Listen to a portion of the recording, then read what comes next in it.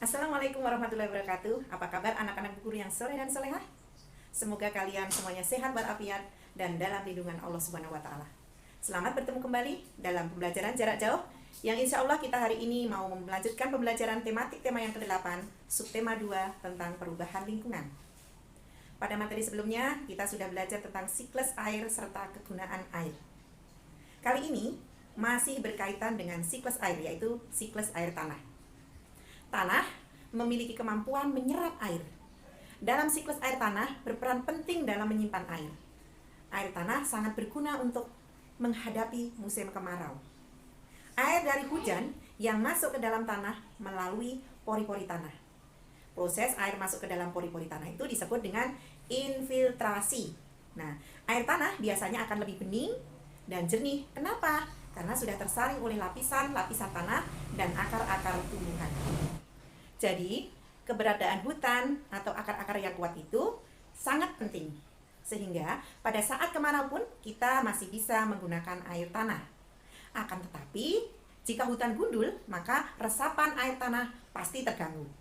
Hutan gundul biasanya disebabkan oleh penebangan liar, pembakaran hutan.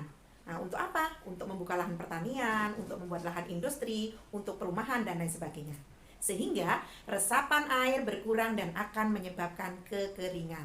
Jadi, kekeringan itu disebabkan oleh manusia dan oleh faktor alam. Faktor alam bisa karena kondisi tanah yang berbatu sehingga tanah tidak bisa menyimpan air. Coba, sekarang kalian perhatikan percobaan yang sudah Ibu siapkan. Baik, sekarang kita lakukan percobaannya.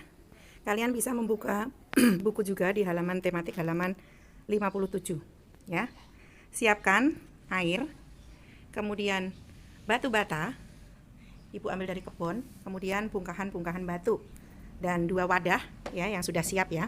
Nah, kemudian kita letakkan bongkahan-bongkahan ini di dalam baskom-baskom ini ya. Kemudian setelah itu kita akan menuangkan air ke dalam bongkahan loyang yang pertama, yaitu bongkahan batu bata. Bongkahan apa? Batu. Oke, kurang lebih 2-5 cm ya di atasnya. Dan yang kedua sama kita tuangkan juga di atas bongkahan batu bata. Ya. Oke, setelah itu kita tunggu sampai kurang lebih 60 menit.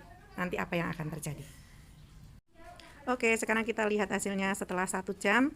Kita rendam, kita masukkan ke dalam air, apa yang akan terjadi. Kita lihat di bongkahan batu yang pertama dan di bongkahan batu bata. Apa yang terjadi? Ya, coba kalian perhatikan semuanya. Nah, kenapa ya itu batu bata kok bisa airnya bisa tinggal separuh, sementara yang bongkahan batu masih utuh, hampir tidak, ya cuman sedikit meresap airnya.